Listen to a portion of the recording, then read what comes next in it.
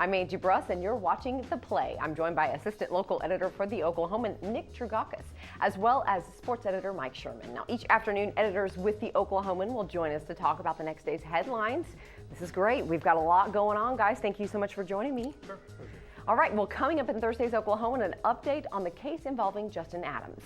Weather, a preview of the Thunder-Spurs game, and the future of Marcus Smart. That's a lot. That's a lot in one show. Let's get to it. All right, a new arrest in the case of Jamie Adams means charges against her husband were amended. Justin Adams was facing first-degree murder charges in connection with the death of his pregnant wife in 2011. However, we've learned there is another suspect. Nick, what's the latest in this case? Yeah, we had an arrest last night of a Skytook man named Joseph Sir. He was transferred to Oklahoma County today, and we're expecting that by the end of the day, first-degree murder charges will be filed against this new suspect in the case, which is a big change from where we had in the past. The husband, as a lot of people remember, was initially charged. Charges were dropped against him and amended to manslaughter now.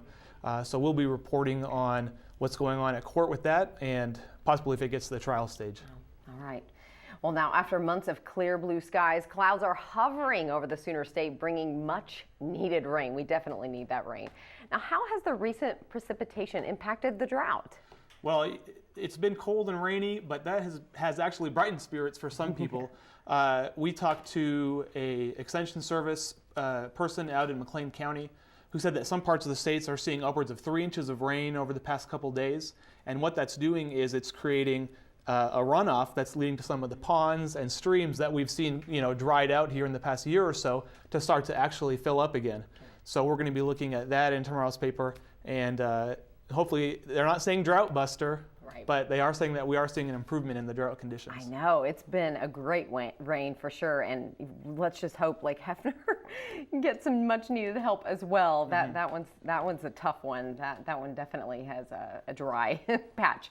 All right, well, a big matchup for the Thunder Thursday evening as they take on the San Antonio Spurs. The winner of the game could secure the top spot in the Western Conference. Now, where does the race for the top stand, and why is it significant? Well, it's significant in that the winner would get the Western Conference home court advantage throughout the playoffs. However, that wasn't very significant last year. You remember, the Spurs won 24-27 down the stretch, took the home court advantage away from the Thunder. The Thunder goes down there in the Western Conference Finals, beats the Spurs in Game 5, comes back here and wins it in Game 6. So the home court advantage was insignificant in that series. This year, the Spurs lead by 1 game going into Thursday night's game at Chesapeake Energy Arena, and there's 8 games left. I think the Thunder plays and acts like it really wants that home court advantage. With the Spurs, you never know. They rest their stars. They may rest their stars again Thursday night. To the Spurs, it doesn't seem that important, and last year, as it turned out, it wasn't. All right, well, a lot of college athletes are deciding whether to declare for the NBA draft, and one of those players is Oklahoma State's Marcus Smart. Now, how are Smart, his family, and his coach, Travis Ford, handling the looming decision? Angie, John Helsley, our Oklahoma State beat writer, has got a story for that on Thursday morning's paper. And basically what Travis Ford's doing is preparing a PowerPoint presentation to show Smart sort of the pros and the cons.